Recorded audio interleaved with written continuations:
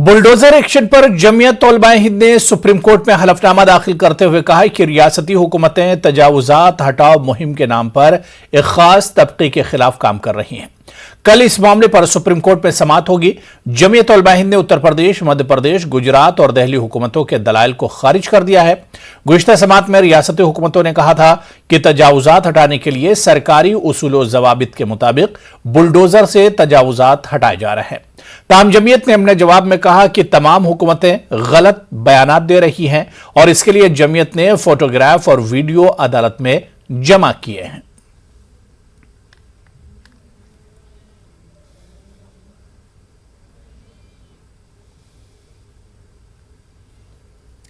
इलाहाबाद में तौहीन रिसालत के खिलाफ हुए एहतजाज के कलीदी मुलजिम जावेद मोहम्मद की अहलिया का मकान मुनहदिम किए जाने के मामले में इलाहाबाद हाईकोर्ट ने रियासती हुकूमत से जवाब तलब कर लिया है। जावेद मोहम्मद की अहलिया परवीन फातिमा और उनकी बेटी सुमैया की जानिब से दाखिल अर्जी पर समाअत करते हुए इलाहाबाद हाईकोर्ट ने रियासती हुकूमत से 24 घंटे के अंदर अपना जवाब दाखिल करने को कहा। इलाहाबाद हाईकोर्ट ने रियासती हुकूमत से पूछा है कि इसने किन कानूनी बुनियादों पर परवीन फातिमा का मकान मुनहदिम किया है।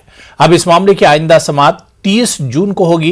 वाज़ेह है कि गुज़िश्ता 12 जून को परवीन फातिमा का मकान बुलडोजर के जरिए मकामी इंतजामिया ने मुनहदिम कर दिया था। जेके आशियाना में परवीन फातिमा के दो मंजिले मकान को जिस तानाशाहीपूर्ण और गैर लोकतांत्रिक और गैर कानूनी ढंग से पीडीए के द्वारा ध्वस्त किया गया और जिस तरह से उनके पूरे परिवार को बेघर करके सड़क पर ला दिया गया, उसके खिलाफ यह रिट याचिका अधिवक्ता मंच के सहयोग से परवीन फातिमा और उनकी बेटी सुमैया फातिमा ने दाखिल किया था और मांग किया था कि माननीय उच्च न्यायालय आदेशित करे कि पीडीए उनको घर बना के दे और तब तक उनके रहने के लिए सरकारी आवास दे। उनका जो सामाजिक अवमानना और अपमान हुआ उसके लिए उन्हें मुआवजा दे और दोषी अधिकारी को दंडित करे। ये मामला आज जस्टिस अंजनी कुमार मिश्रा और जस्टिस सैयद वाइज मियां की खंडपीठ के सामने था, जिसमें सरकार और पीडीए की तरफ से स्वयं एडवोकेट जनरल उपस्थित थे। दोनों पक्षों को सुनने के बाद माननीय न्यायालय ने इस मामले की गंभीरता को देखते हुए सिर्फ 24 घंटे का समय माननीय एडवोकेट जनरल को दिया है कि वो प्रतिशपथ पत्र या जवाब इसका दाखिल करें और अगली सुनवाई के लिए 30 जून निर्धारित किया। सहाफी मोहम्मद जुबैर की गिरफ्तारी को अलीगढ़ मुस्लिम यूनिवर्सिटी के तलबा ने जमहूरियत का कत्ल करार दिया। शोबे दीनियात से ताल्लुक रखने वाले तलबा लीडर मोहम्मद सलमान गौरी ने कहा कि जिस तरह सहाफी मोहम्मद जुबैर को गिरफ्तार किया गया है वो सही नहीं। हुकूमत अपने खिलाफ उठने वाले और इंसाफ पसंद हर आवाज को दबाना चाहती है।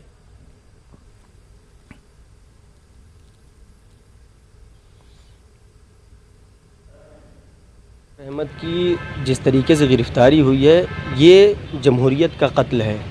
कानून का राज चलना चाहिए था, लेकिन ऐसे वक्त में जब वो इंसाफ और हक की बात उठा रहे हैं तो उनको गिरफ़्तार कर लिया जा रहा है।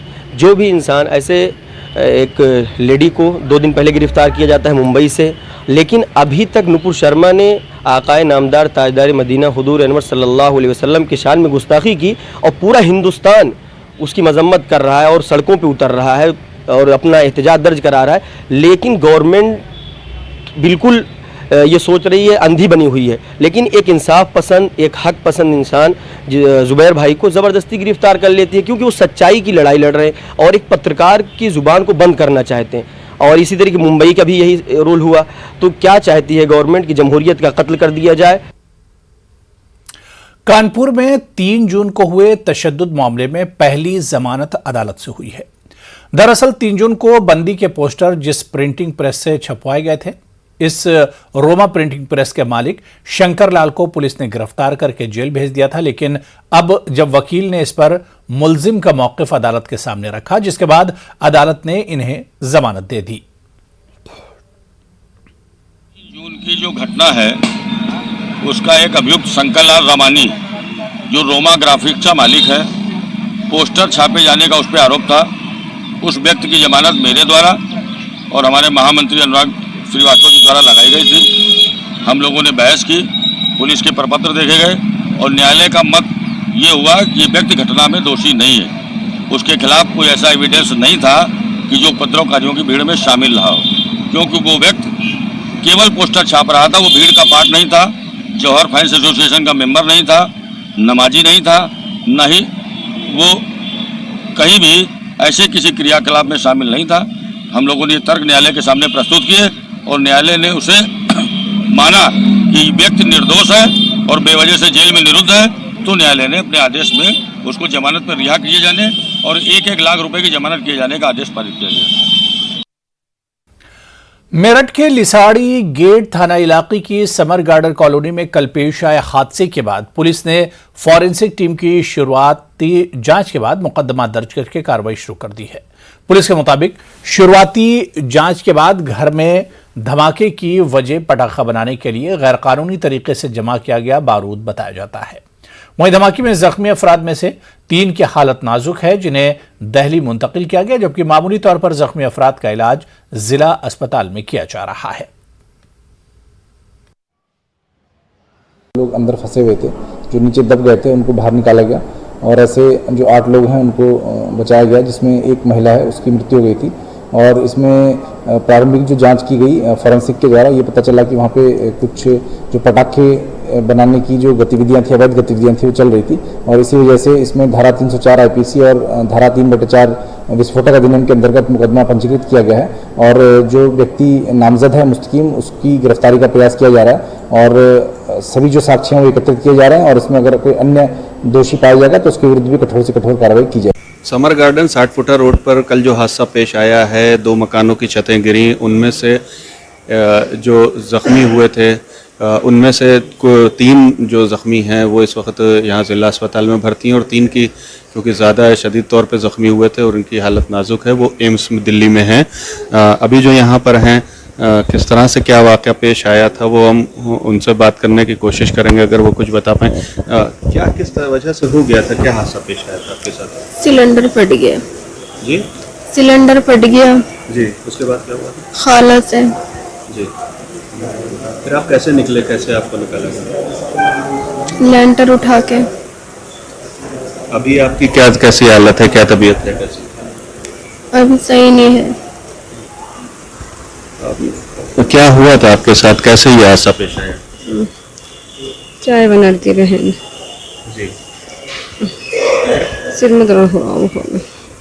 कैसे आपको बचाया गया, कैसे निकाला गया? पता नहीं किसने निकाला, मुझे तो निकालते हो।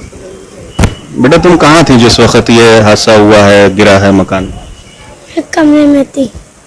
क्या हुआ था, आपको कुछ याद है? नहीं, बस धुआं देखा था हमने तो।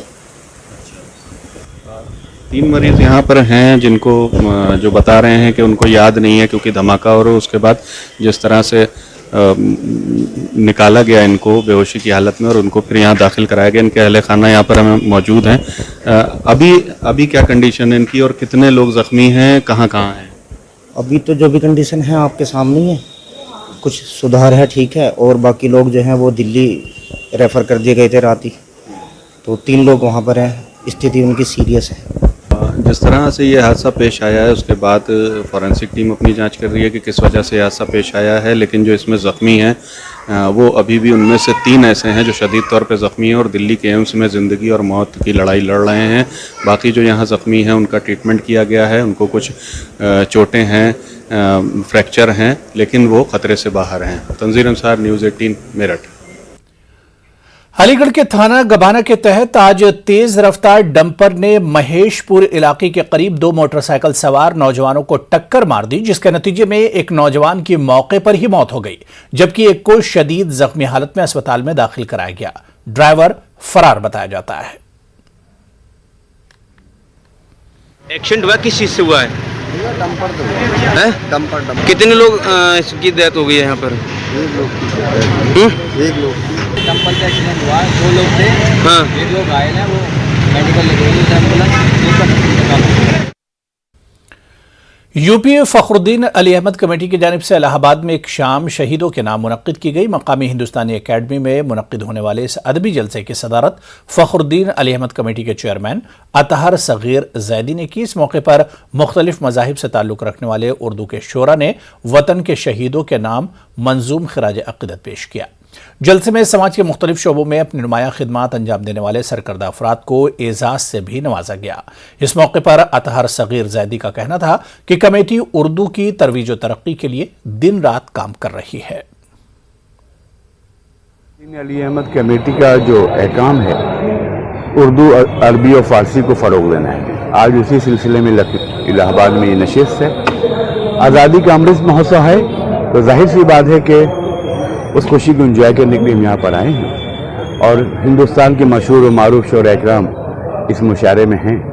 और आज एक नई चीज़ यहाँ पर हुई, एक 5 बरस की यतीम बच्ची तूफ़ान अकबर इलाहाबादी साहब की बेटी आई और उन्होंने लातादाद किताबें लिखी, बहुत खिदमात की उर्दू अदब की। तो आज फखरुद्दीन अली अहमद कमेटी ने फैसला किया कि उनके वारिसान अगर उनका कोई मसद्दा जो नहीं छपाए वो देंगे तो वो इंशाअल्लाह ताला जल्द से जल्द मंजर आम पर आएगा। मेरा मकसद ये था कि जिन्होंने अपने वतन के लिए शहादत दी है, जिन्होंने कुर्बानी दी है, जिनके बिना पे आज हम सांस ले रहे हैं, खुली हवा में सांस ले रहे हैं, आज़ादी की सांस ले रहे हैं, उनको फरामोश नहीं करना चाहिए, उनको वक्त वक्त पे याद करना चाहिए।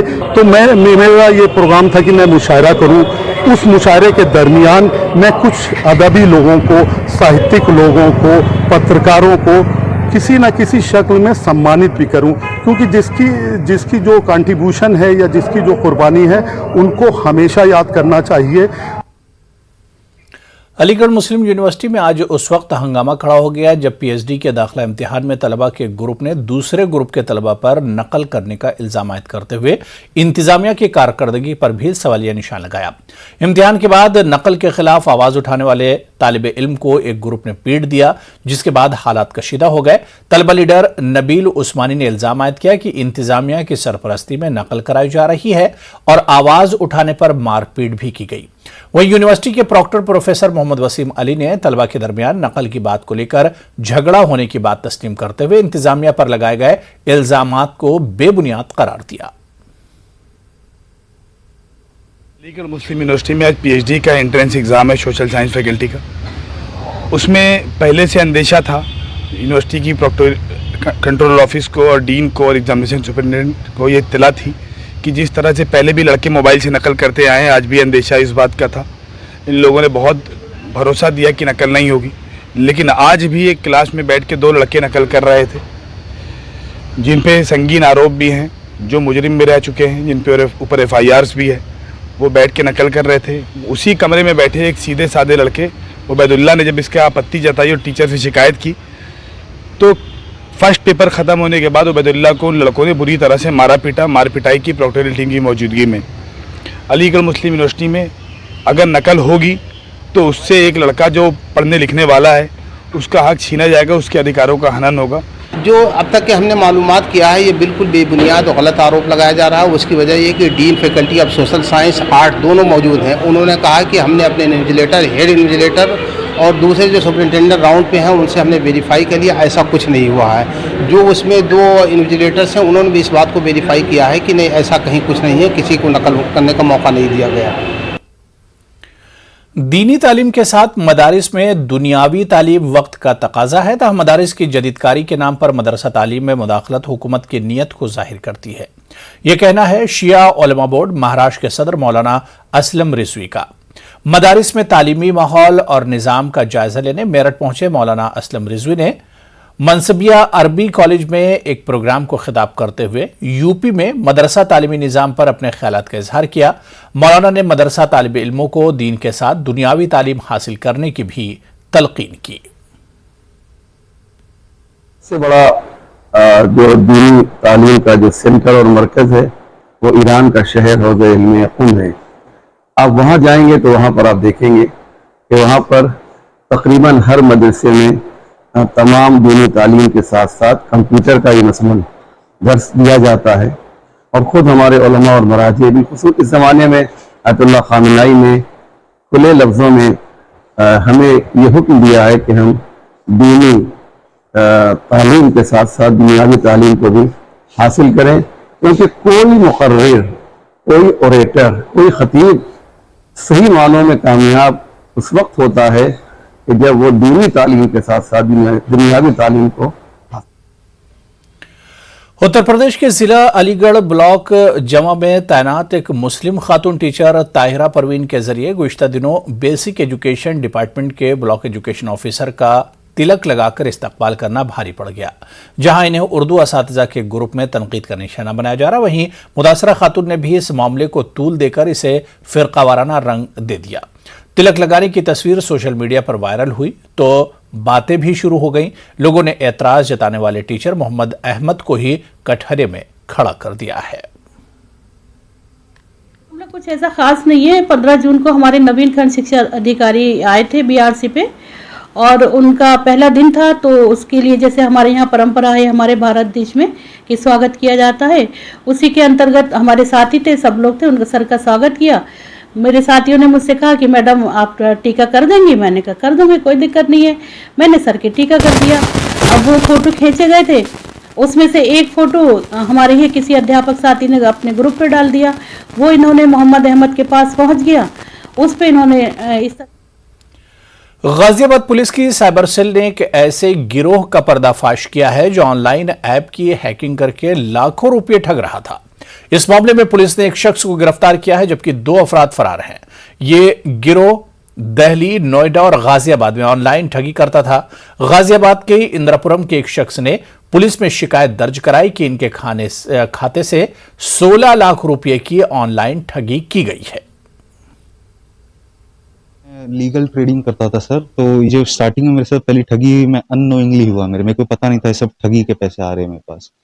तो जब मेरे बैंक अकाउंट फ्रीज होने लगे तो मेरे को रियलाइज हुआ कि मैं फ्रॉड में इन्वॉल्व हो गया हूँ। तो मेरे पे एफआईआर दर्ज हो गए और मेरे को उसका कुछ आइडिया नहीं था और ये सिचुएशन में पहुंच गया सर। इंद्रापुरम थाने पे 516/22 एक क्राइम नंबर लिखा गया था, जिसमें ये सूचना थी कि एक व्यक्ति है, उसके रोजर पे वॉलेट से लगभग 16 लाख रुपए ठगी की गई थी। इसकी पड़ताल के लिए जब साइबर सेल और थाना स्थानीय की टीम लगी तो ज्ञात हुआ कि 3 लोग का एक गिरोह है जो रोजर पे वॉलेट को ही हैक करके और अपने अकाउंट में पैसे ट्रांसफर करा लेते थे। और इस पैसे को जो व्यक्ति आज पकड़ा गया है, इसके द्वारा वजीर एक्स से ट्रेडिंग करके और बिटकॉइन की ट्रेडिंग की जाती थी, जो अपने अन्य साथियों को उपलब्ध कराया जाता था।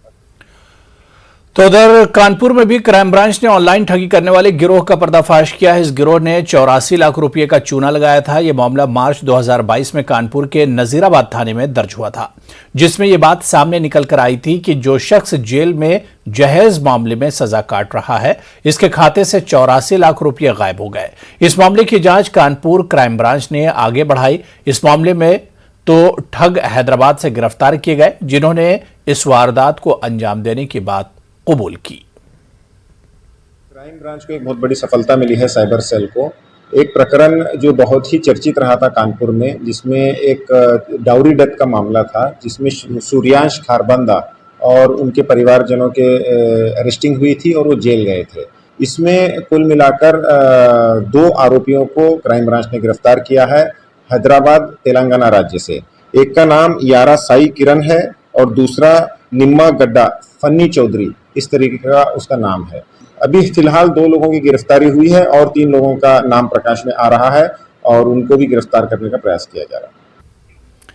कानपुर में दलित पैंथर तंजीम ने एक मेमोरेंडम जिला अफसर को सौंपा, जिसमें यह मांग की गई कि ऐसे लोग जो दलित मुखालिफ बयान देते हैं, इन पर कार्रवाई की जाए। दरअसल बाबा साहब अम्बेडकर पर सोशल मीडिया पर काबिल एतराज तबसरे किए गए हैं। हम किसी और बाबा साहब अम्बेडकर को भारत का पहला बलात्कारी बता रहे हैं। अगर इन सारी समस्याओं को एक तरफ राष्ट्रपति से लेकर प्रधानमंत्री से लेकर मुख्यमंत्री से लेकर सब बाबा साहब के चरणों में सिर झुकाते हैं और दूसरी तरफ बाबा साहब का अपमान हो रहा है और किसी भी कीमत पर उसको देखा नहीं जा रहा। अगर उनके खिलाफ कार्रवाई नहीं हुई या हमारी मलिन बस्तियां को तोड़ा जा रहा है, दलितों को न रिजर्वेशन, दलितों और पिछड़ों को रिजर्वेशन नहीं दिया जा रहा है। ऐसी समस्याओं को लेकर जो है हम आंदोलन करेंगे। रिलायंस जियो के बोर्ड ने आकाश अंबानी को नया चेयरमैन मुंतखब किया है। कंपनी ने स्टॉक एक्सचेंज को भेजे गए एक नोटिस में जानकारी दी। कंपनी ने यह भी बताया कि मुकेश अंबानी ने रिलायंस जियो के डायरेक्टर के ओहदे से मुस्ताफी हो गए हैं। रिलायंस जियो ने स्टॉक एक्सचेंज को भेजी गई नोटिस में बताया कि 27 जून 2022 को हुई एक मीटिंग में बोर्ड ऑफ डायरेक्टर्स ने मुकेश अंबानी के डायरेक्टर के ओहदे से इस्तीफे को कबूल कर लिया। यह इस्तीफा पीर 27 जून को कॉम के वर्किंग आवर खत्म होने के साथ ही लागू हो गया है। इसके साथ ही बोर्ड ने कंपनी के non executive director Akash Ambani की बोर्ड ऑफ डायरेक्टर्स के चेयरमैन के तौर पर तकर्री को भी मंजूरी दे दी है। आकाश अंबानी रिलायंस इंडस्ट्रीज के चेयरमैन मुकेश अंबानी के बेटे हैं। वो साल 2014 में रिलायंस जियो के बोर्ड में शामिल हुए थे। काबिल जिक्र यह है कि रिलायंस जियो तेल से लेकर रिटेल तक के कारोबार में मौजूद कारोबारी ग्रुप रिलायंस इंडस्ट्रीज का टेलीकॉम यूनिट है।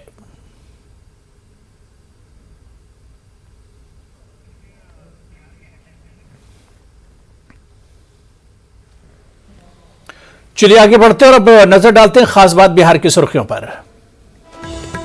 बिहार असेंबली में बहस के दौरान ऐवान से गायब रहे जेडीयू अरकान असेंबली, स्पीकर को मुलतवी करनी पड़ी कार्रवाई। पटना में वजीर आला नीतीश कुमार से मरकजी वजीर धर्मेंद्र प्रधान ने की मुलाकात, मौजूदा सियासी सूरत हाल समेत मुख्तलिफ उमूर पर हुआ तबादला ख्याल। बिहार मेडिकल सर्विसेज के जीएम संजीव कुमार के ठिकानों पर स्पेशल विजिलेंस यूनिट का छापा, 3 मकामात पर मारे गए छापे।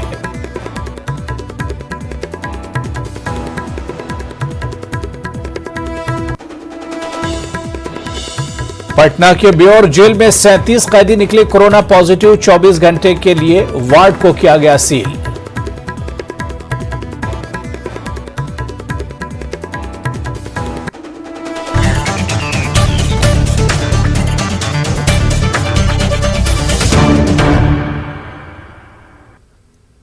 बिहार में अक़लियती नौजवानों को खुदकफील बनाने के नाम से चल रही हुकूमत की कर्ज स्कीम को जमीन पर उतारने की कवायद की जा रही है। इस ताल्लुक से रवा माली साल और गुज़िश्ता माली साल के पैसों को इस साल खर्च करने का मंसूबा बनाया गया है। पटना जिले के अक़लियती फलाह दफ्तर में कर्ज के लिए दरख्वास्त देने वाले उम्मीदवारों का इंटरव्यू किया जा रहा है। पटना से महफूज आलम की यह खास रिपोर्ट देखिए। पटना के जिला अक़लियती फलाह के दफ्तर में अचानक भीड़ लगने लगी है। गुज़िश्ता कई दिनों से सैकड़ों लोगों को दफ्तर में देखा जा रहा है। दरअसल ये वो लोग हैं जिन्होंने लोन के लिए फॉर्म भरा था। अक़लियती फलाह के दफ्तर में इन्हें इंटरव्यू देने के लिए बुलाया गया है।